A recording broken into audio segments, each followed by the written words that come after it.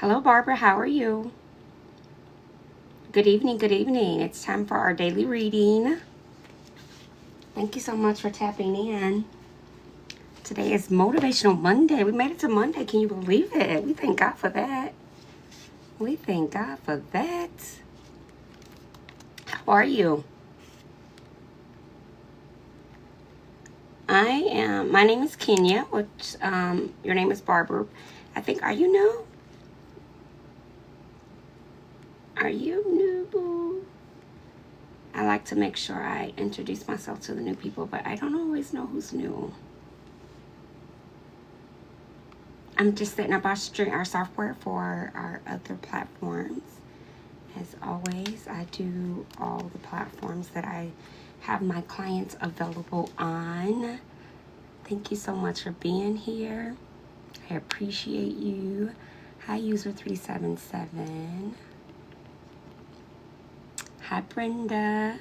Hi, Zoom 9791.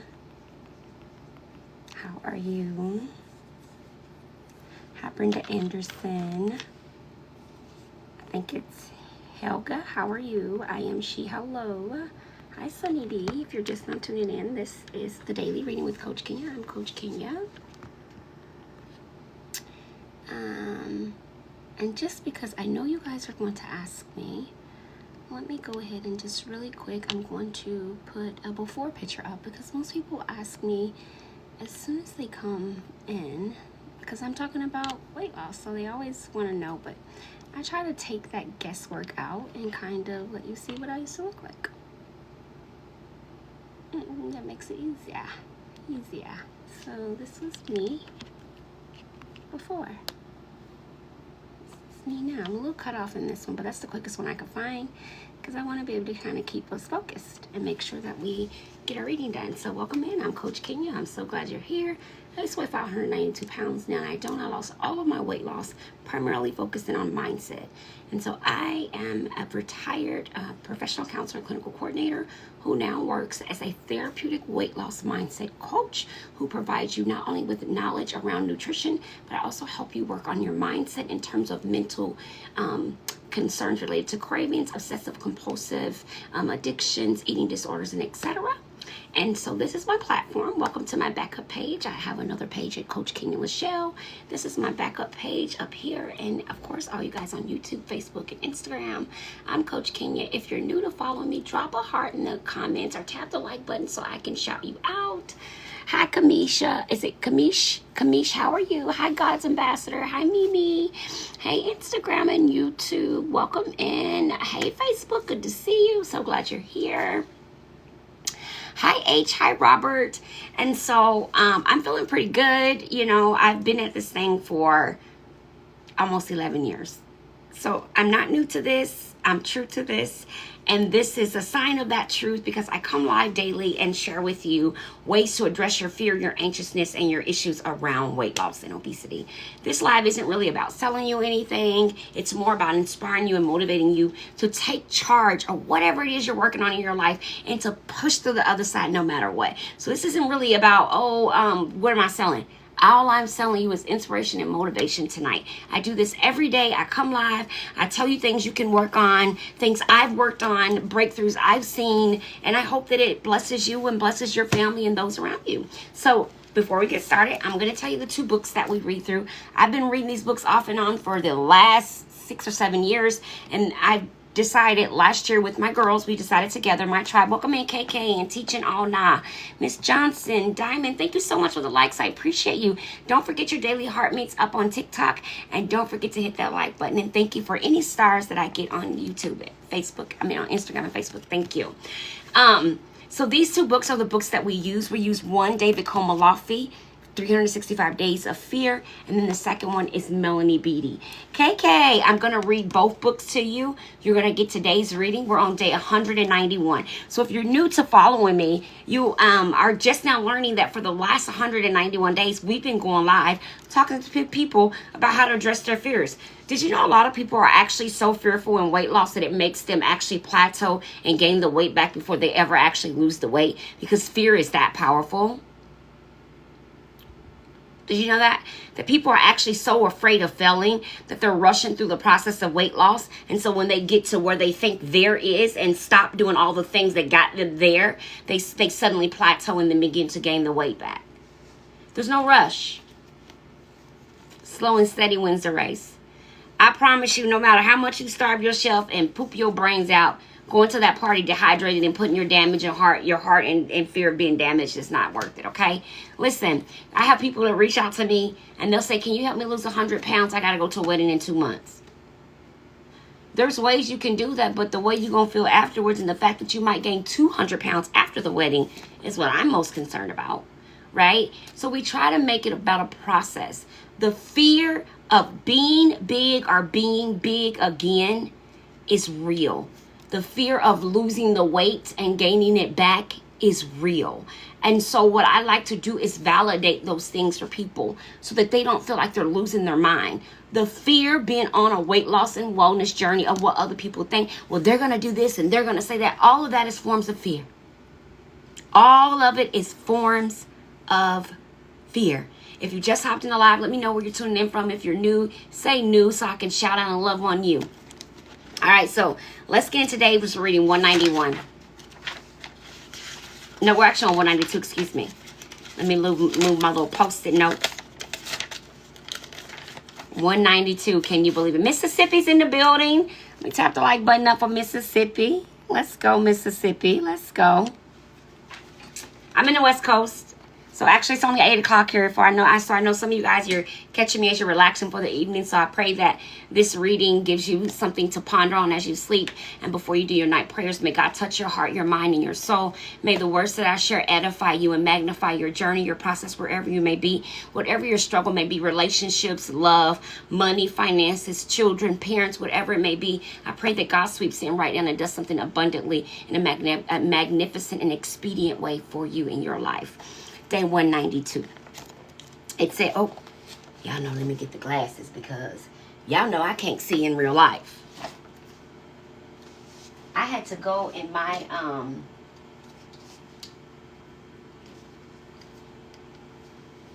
hold on, I'm looking for my real glasses. Some of these are, these are my real glasses. Some of these are reading glasses, but I actually need glasses, you guys. So I decided today, the other pair is right here. I have about 8 pair of vision glasses, so I decided, can you wear your glasses? That might help you see.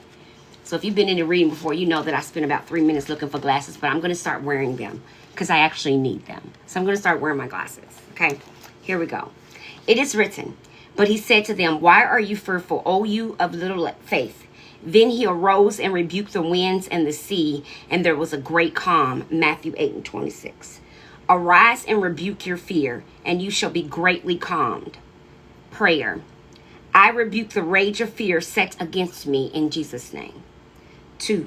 I decree great calmness upon my life in Jesus' name. So first thing is, I arise and rebuke your fear, and you shall be greatly calmed. Now what we usually do is we take the principle from the first book, and then we come on over here to codependency. Now, you're probably saying, Coach, what does codependency have to do with me and food? Well, some of y'all have a very toxic, narcissistic relationship with food, and you're codependent on it. You think food can heal you, fill you, and deal you, and all of those things. And it's not meant for that. It was only meant to really heal you. And I'm not talking about heal your mind. We talk about the body, okay? So a lot of us have the most toxic, narcissistic relationship in our lives is our relationship we have with food. Yeah, so what we like to do is debunk all those theories and myths and belief systems that have kept us trapped inside of our bodies. Yeah. So June 23 says, discover the power of stillness. Tap the like button if you're with me now. Let me know you're with me. Tap the like button if you're with me. I will forever remember Yellowstone Glacier Lake at midnight. A large full moon, the biggest I have ever seen, was resting atop the lake. The lake was frozen over, a still mirror between the mountains. Even the pines stood motionless at that moment. I saw stillness, quiet, motionless stillness. And I began to understand the power. Be still and know that I am God. God, how often I heard that verse from the Bible. How well I knew it. But how little I understood stillness. Stillness is different from solitude, different from aloneness, different from turning off the stereo and speaking softly. Stillness is a place. You can find it in the desert or in the mountains. You can find it when you're alone or when you're in the midst of people. You can find stillness wherever you are. Whatever you're going through, stillness is a place within you. Slow down, breathe deeply, get quiet, become familiar with stillness. Take time to learn its power. From the place of stillness, the right action will emerge and you will find your next step. From the place of stillness, you can move into the present moment. There you will find your power, and there God will find you in the stillness. Wow. It says God will keep you from having to, remember, the first one said God will keep you greatly calmed.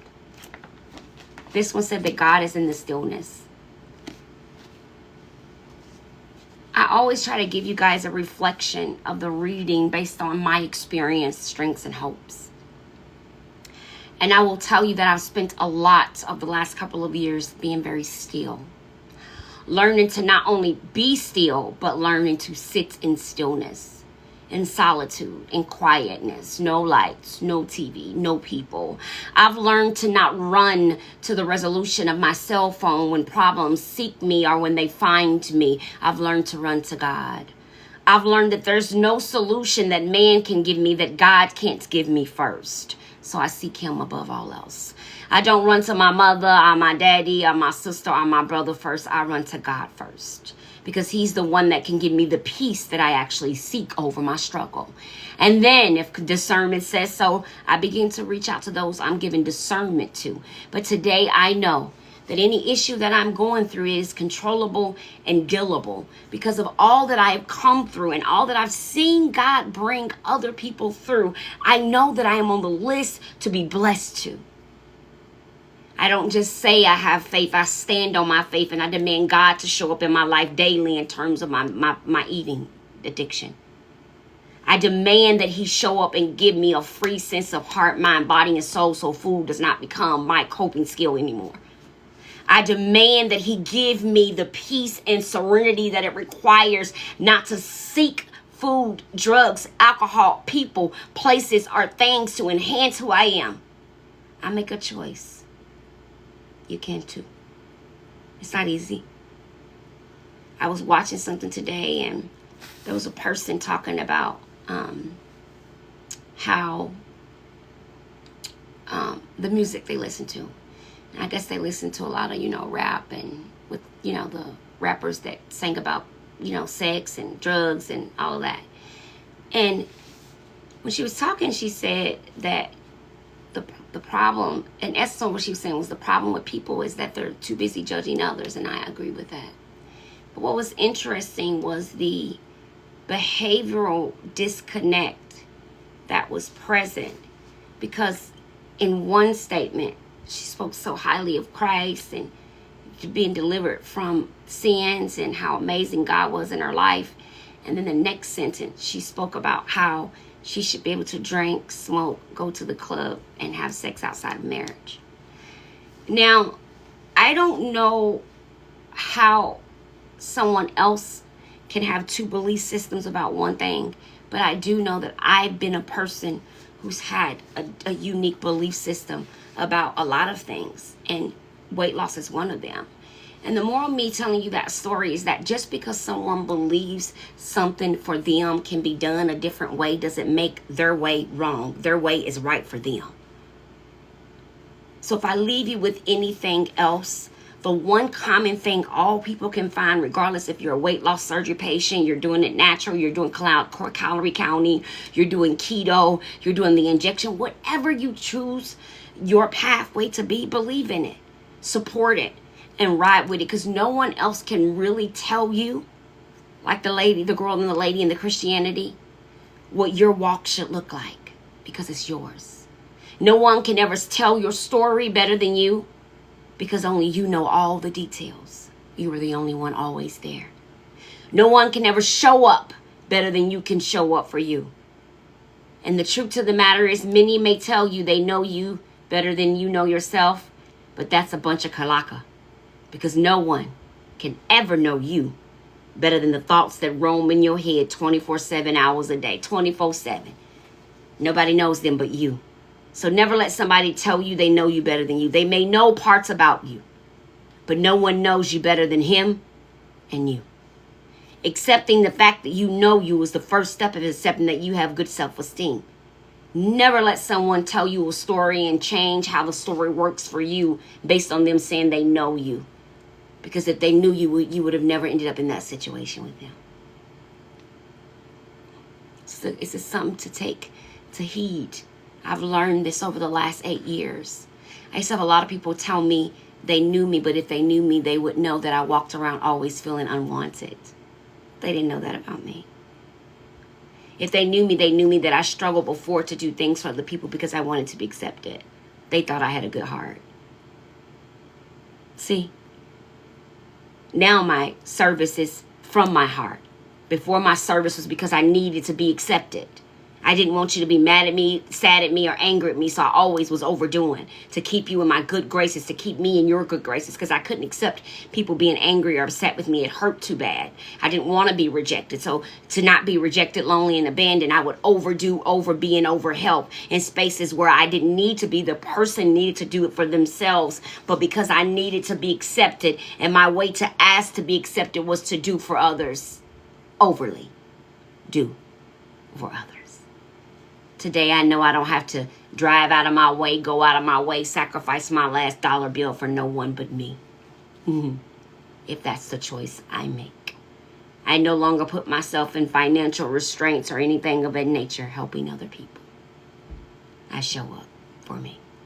So moving through my fear, my pain, my misunderstandings of the functioning of the world that we live in has allowed me stillness. So I encourage you to dig deep, look around. Because sometimes life is going along and we think all the ducks are in a row, but really the ducks ain't moving at all. They're not even lined up. And decide what works for you. And if you're on a weight loss and wellness journey, I encourage you that no matter what is going on, do not give up. And if you know the method that you're using, you need something more sustainable, do the research and start. Okay? No one says you can't do all the things. It's so interesting how someone will say, well, I had the surgery. I can't meal prep. I have to follow the surgery schedule. Well, the surgery refeeding is only for so long. Eventually, you get to go back to meal prepping and small meals all day. Those things can be your truth. So just know that it's okay for you to do 2 or 3 things to be successful. God bless you all and have a good night.